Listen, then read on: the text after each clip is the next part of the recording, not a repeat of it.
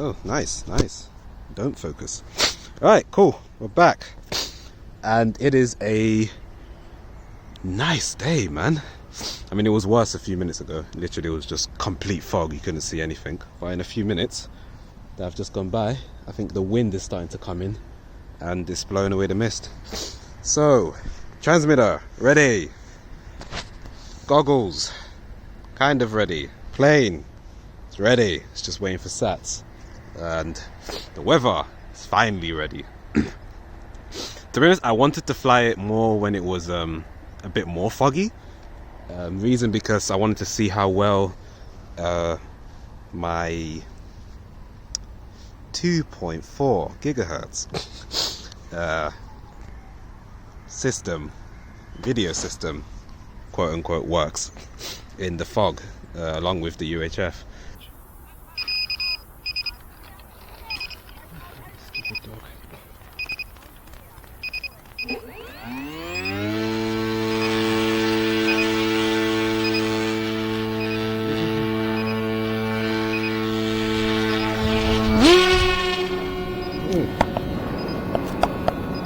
That was a terrible launch,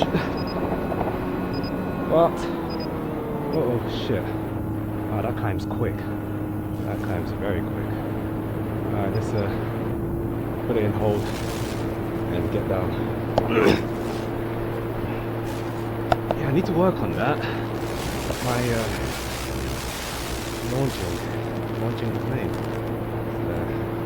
Some days I have good launches, and then other days it's just really bad. And I'm not really sure why, but it is what it is. So, I'll be right. My antenna is coming off the flipping receiver, and of course I'm getting interference again. Fucking hell. Yeah, crazy. Wow. I don't think I can fly like this.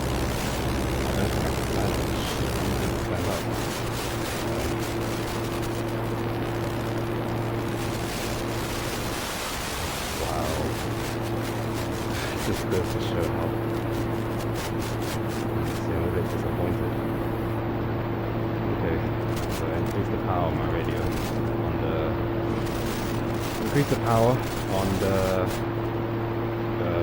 transmitter, the VTX.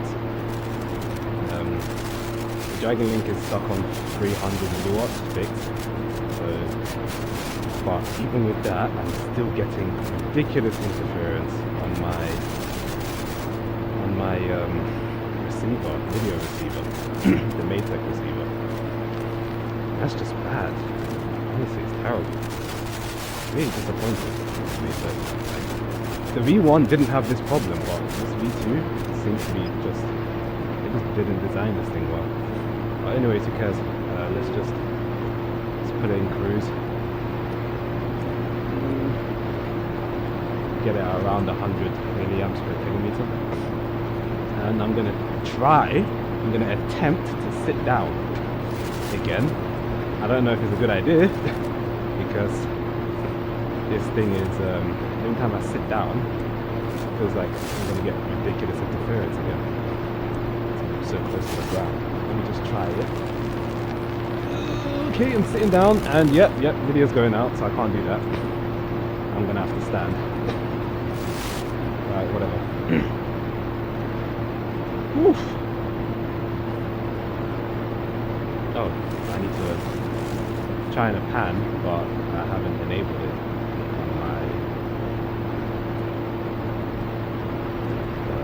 Switch. Enable that. There we go. Alright, we're coming to the turning point now, so I'm going to bank it.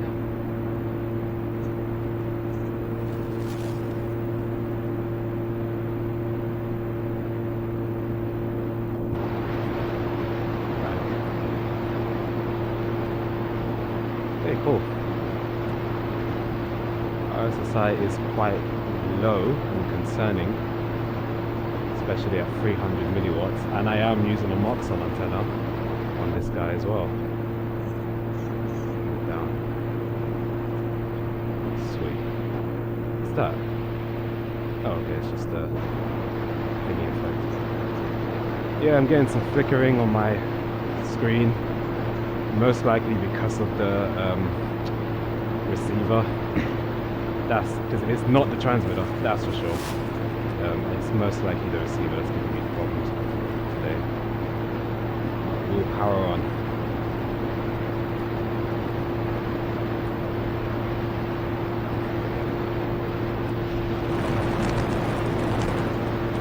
I don't know what that is. I think it's a power station. It must be smoke. Yeah. Oh, RSSI is going really low, and I think it's a good idea to switch this to auto, so that it does auto adjusting, because it is not great. Let me look down at my. I am pointing in the right direction, and yeah, video's going bad.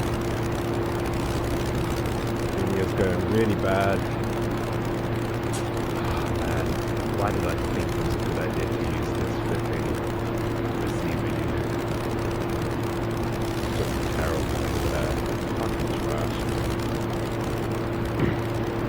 Absolute trash. Yeah, I have to point my head like really up, all the way up now, to get a good signal.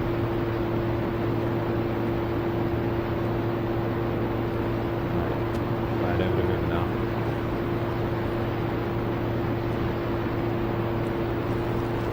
The video transmitter that I think it's, I put it on power level 2, so it's outputting 400 milliwatts roughly.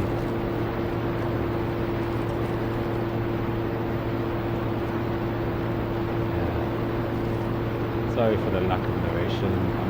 I always find these 10K flights really nerve-wracking, and honestly I don't think I'm gonna make it today.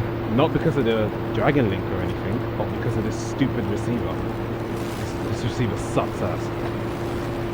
It's just, even with a Moxon antenna with a I'd be crazy filter, it's still giving me issues, and I don't have confidence in this thing, unfortunately. So I'm gonna come back. Look at that. I'm coming back, guys. It's not working yet. When I get my ground station, I have my ground station, and that's fully set up, so I'm gonna use that instead. Because I've been wanting to use my ground station anyways for flying. I have full confidence that this plane can do a 10K. There's nothing to say that it can't. It's just the video is just the receiver let me down. So it is what it is. As for the dragonlink receiver, I mean that's the reason I do these 10K flights here, because you know where I'm flying from is quite a noisy area. As you can see, there's a lot of factories, and you know I'm sure they're outputting a lot of RF noise. But so you know I do that to test if it can make the journey. I look at the RSSI value, and according to Jet Pilot, the guy who in the RC groups for dragonlink, he says that if you have it on auto power, it should keep the RSSI at around 70 to 60% with when it's on auto power, and you know I'm going down into the 50s, and I'm using a Moxon antenna, mind you. There's nothing wrong with it. So you know I'm just a bit concerned, really. Oh shit, I'm gonna overshoot. I should note that I do have a band pass filter between my dragonlink, my Ivy Crazy dipole, and my dragonlink receiver, so that could be messing up with the signal as well. I put it there because people kept saying that the flight controller produces UHF noise and stuff.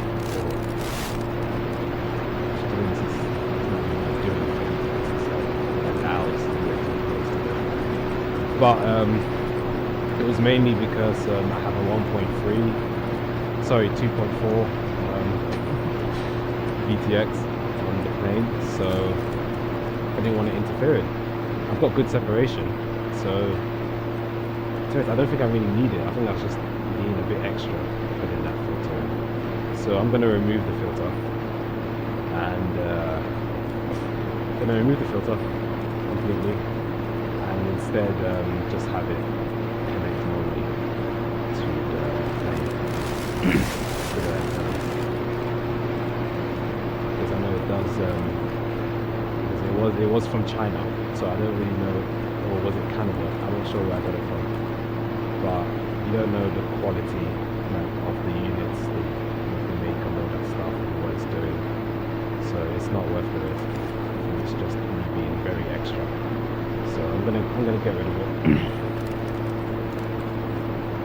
And let me go into Adverb. Yep, making noise. I'm messing up. Gonna come in for a landing now.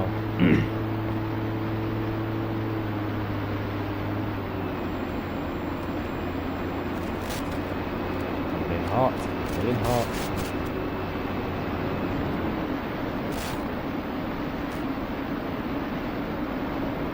Oh, glide in, glide it. Ooh, ooh, that came in hot. But yeah, that's that. So I'm gonna. Okay, shut up. Found you. Yeah, I mean, it landed fine. It was a bit of a hot landing. Didn't know I was going that fast. I should have taken a longer approach. But yeah, it's fine. Not really any issues. I do have an issue with the centering on my pan unit. For some weird reason, it's just off center. And I tried connecting onto the app, the SpeedyBee app, and for some reason it doesn't save. And I can't connect this to the computer because the board has an issue. So I have to do it this way. I'll just go into the iNav menu. I have the little OLED display here, so I'll just go into that and reposition it. But yeah, I'll send a video to the SpeedyBee guys to fix their shit so that it actually saves properly. But yeah, I mean, I'm using a Moxon, and you know, I shouldn't really be getting low RSSI values. Antenna, I'd be crazy. And it's not interference from the motor, it really isn't, or the ESC and shit, because that I've debunked that myth a long time ago. On my S11 Harrier, I literally have the same kind of setup, and it did the 10k flight perfectly. RSSI never went lower than 60, so it's not that. And yeah, but this receiver module, hold on, let me sit down for a bit. I'm tired. Yeah, this is the stupid Maytech. It's just got a Skyhammer. It's just trash, honestly, just real trash. I mean, it's either the Skyhammer or it's the receiver.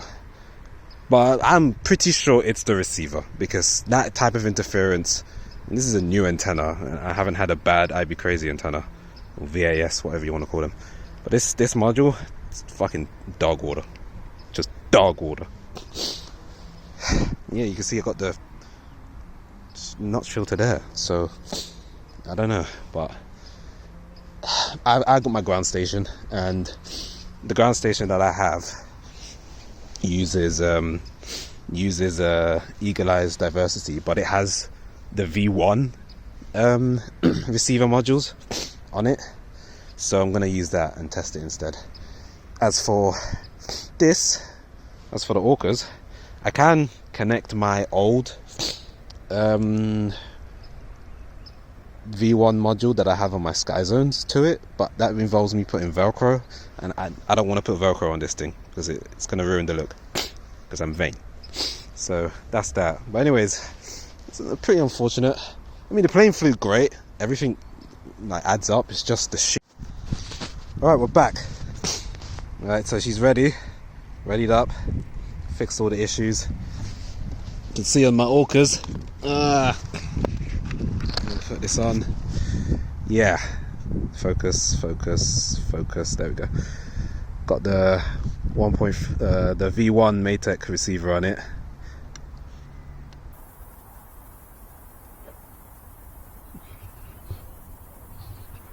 Right.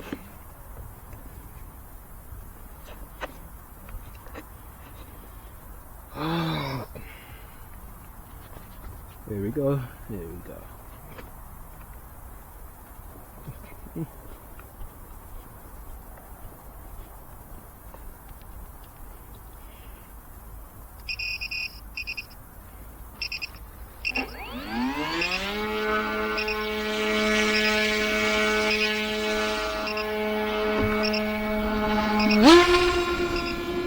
Much better.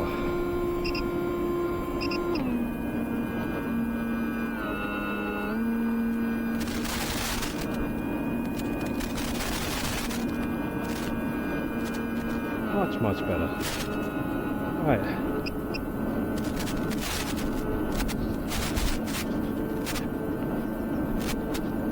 Right, so that was a good launch. Much better than the first launch. Remember the first launch, it was it banked to the side, but this one was nice and straight. I guess the wind probably helped out a bit, but yeah, that's that. Also, I lied. I'm not gonna fly. I'm not gonna launch it in front of the over the hill because of the wind direction. I know better than to launch tailwind. Alright, so we're up. I'm just checking my radio. I've got it on auto power now, and I'm just sitting down, just checking everything is like making sense. The goggles looks good, the plane's flying well. Right, I guess we can start flying now. So I'm going to switch the power on my transmitter to power level 2, and I'm going to come out of hold and I'm going to keep it in cruise. So we're what, 90 meters, keep it like that. The airspeed, as you can see, is chatting shit. I don't know what's wrong with it. It was working fine, and later on it was working fine in the first flight. Now all of a sudden it's just giving me like stupid readings. So we're just gonna ignore that and get on with the flight. So yeah, I'm using the V1 Matec as I've already shown, and it's behaving properly. The reason why I didn't want to use the V1 Matec instead of the I wanted to use the V2 was because on my sky zones, I remember. Why is the plane banking? That's a bit weird. Hold on. I remember on my sky zones goggles, the plane the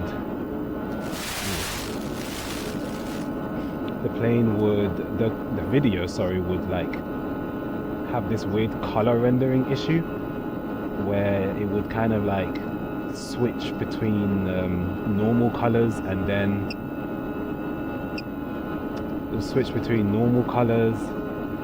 and then go to like oversaturated colors. So it's just this weird glitching thing. But with the V2s, I don't get that issue. But you know, being Matec, they solve one issue and then they add another one. So now the Matec one has filtering issues, which is, I guess, a bigger problem than just some color.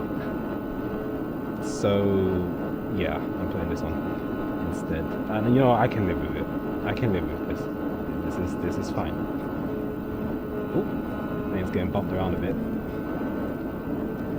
I don't know, I think I should stand up because me sitting down might make it a bit tricky.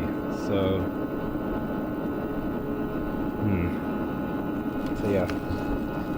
got it pointing in the general direction of the plane. I know with my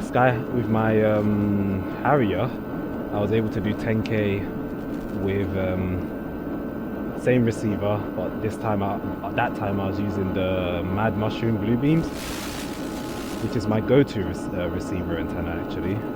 The only reason I'm using the Skyhammer is because I just want to know how it will perform on its own. It's actually supposed to be on my ground station as the Omni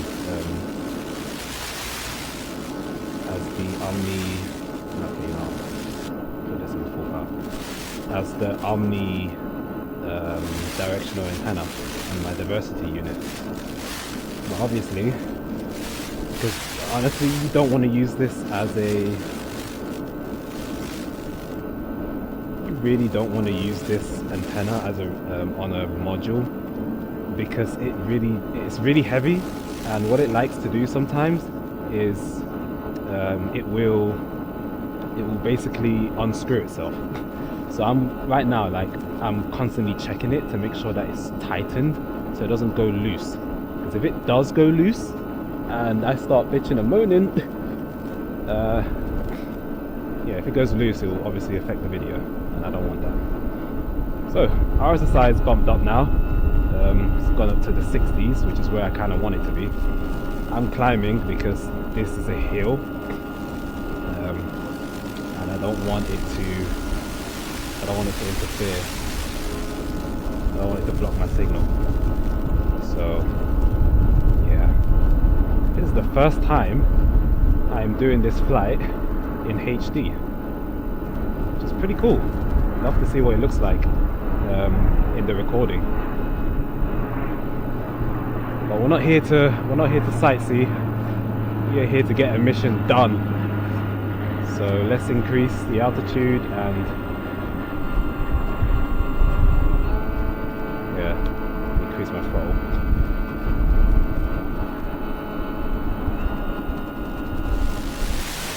Ooh, what is going on? What is going on?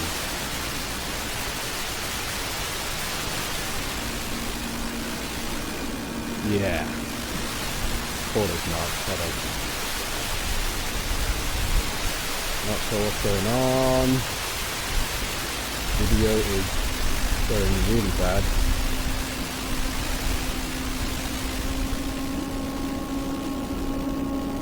So I'm climbing,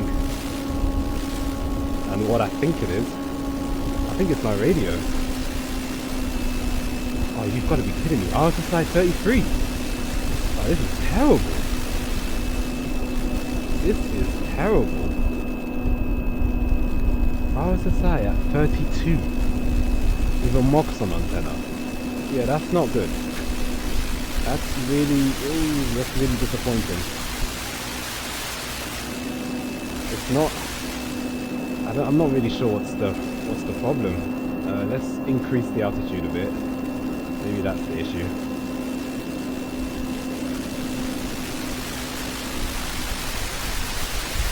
No, this is bad. This is bad. No. This is bad. Can't see anything.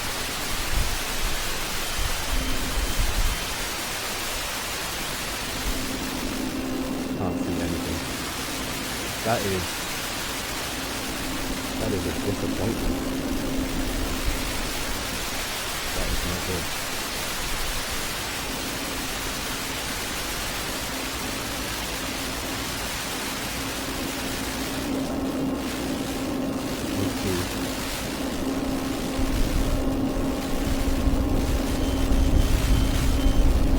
Yeah, RSSI. Wow, really? I'm getting a failsafe at 5K. It's not the only issue here. The other issue is the video. But why is my dragonlink giving me failsafe at this distance? RSSI is at, wow, it's at 20, and it's not even going up. And I've removed all the filters. I haven't got any filter on my receiver. I haven't got a filter on the dragonlink receiver. I haven't got a filter on the radio. But this is poor performance. This is very poor performance.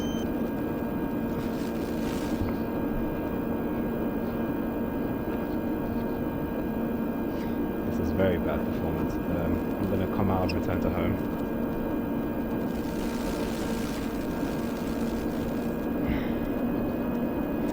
I only went 5k and I had a failsafe an issue.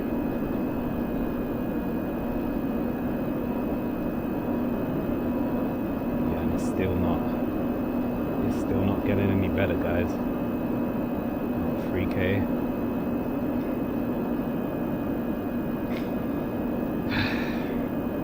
Real shame.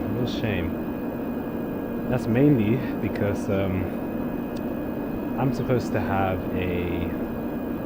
this receiver that I'm using. It does output 15 channels. It's not supposed to. It's supposed to output 12 channels, but it outputs 15. And I thought that was a really cool thing, hence why I've been, using it.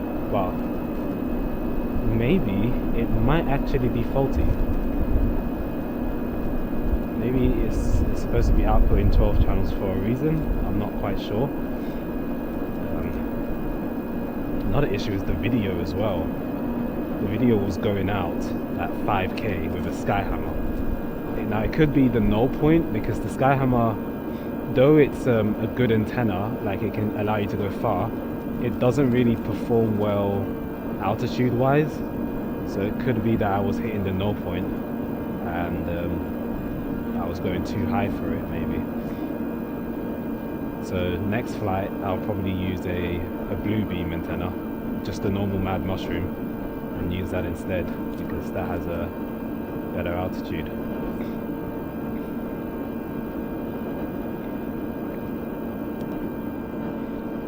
But yeah, I'm quite disappointed with the dragonlink unit. Like, that was you can see it there. You can see the antenna. It's an IB Crazy dipole antenna, and this one is a true RC V1 singularity. But no, that performance is terrible. That performance is quite underwhelming. So I got to fix that problem. Quite a disappointing day, but I mean, that's what happens in this hobby. Sometimes you win some, sometimes you lose some. I am determined to get this thing working. So what I'll probably do, I will probably buy another receiver, because I know somebody here in the UK that sells a receiver. So I'm going to buy another receiver and try that one out and see how it performs. And if it does solve my issues and it's just a receiver problem, then bravo. If not, then I may have to, figure out what's causing the issue. Because it's not, I don't think it's interference on the plane, because I've used my spectrum analyzer to basically see if there's any UHF noise. Like I paddled the plane on, I isolated a lot of the components and stuff to see if there was any interference, and there wasn't.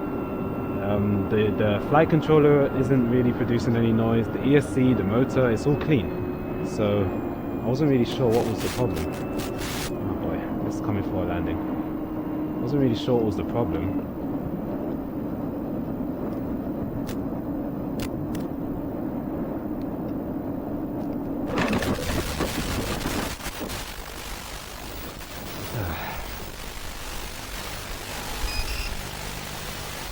Well, yeah, we'll figure that out anyway. Anyways, see you guys. I tried so hard and got so far. In the end, it doesn't even matter. Ah, this fucking hobby. Alright, I mean, she's down, landed. As you can tell from my voice, I'm pretty disappointed. Both the video and the receiver controlling. Quite disappointing, actually. Let's start with the video. The antenna's secured on. Sorry, got a cold. Antenna's secured on, fine. I don't think the transmitter has any issues because I've power tested that plenty of times and it's been performing consistently fine.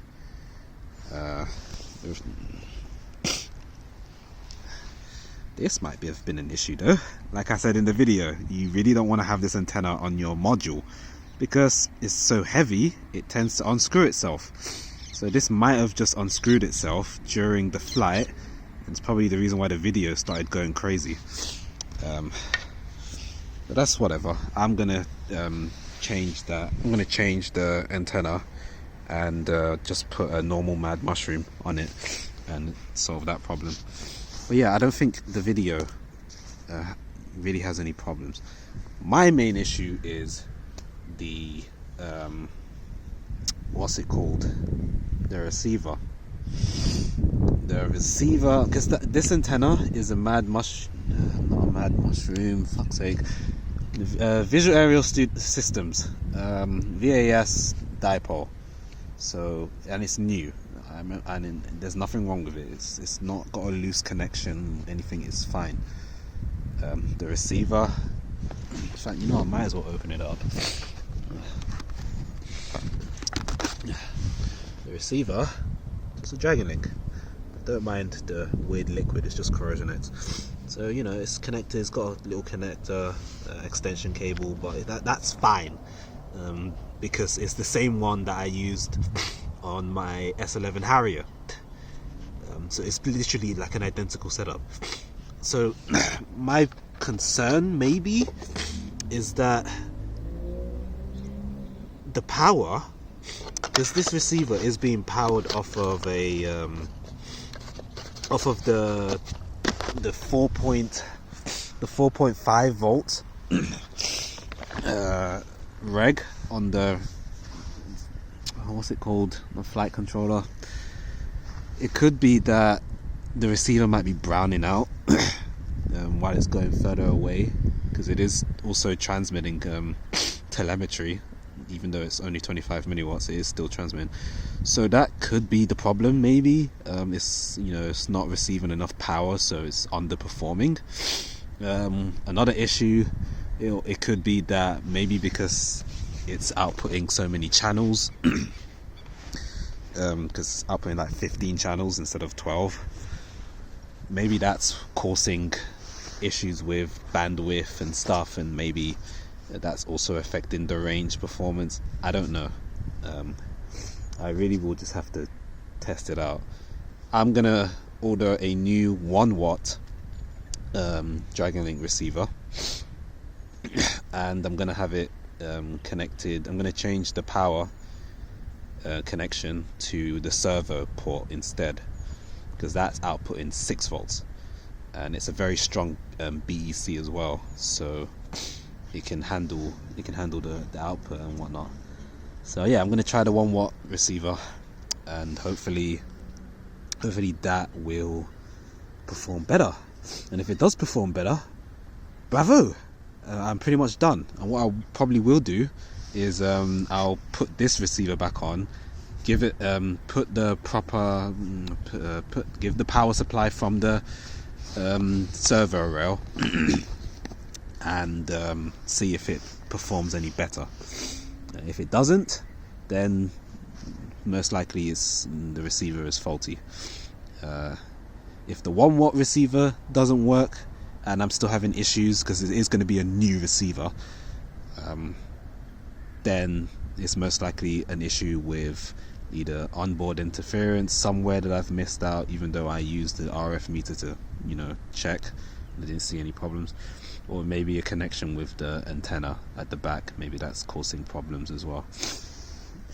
Fingers crossed. I'm really hoping that it is either just a faulty receiver or it's an issue with the power supply. I hope it's one of those two problems, because those are easy to fix. If it's a problem with the antenna, it's going to be a bigger issue, one that I'm not really desiring to to solve. Oh, it's such a good day. Flip's sake. Anyways, I mean that's the hobby, innit? It is what it is. But I will solve this problem, and it will fix itself. But the Talon, I'm happy with it. It flies wonderful. It performs great, and I'm satisfied. However, there is a minor adjustment I'm gonna do, which involves the powertrain, because even though it's a really calm day and it flew very efficient, on a windy day, I don't feel like 4S is gonna really cut it for me. So I've got a few things coming, and I'm gonna set that thing up and see how that performs in a later date. But yeah, thanks for watching, and I'll see you in the next one. So yeah, had this little guy in the mini Talon, and now it won't shut the fuck up.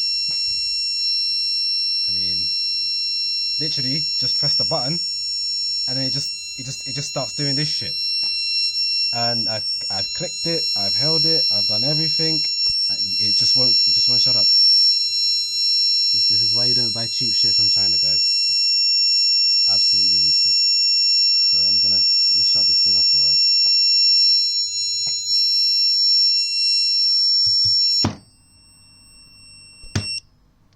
There you go. Nice and quiet now.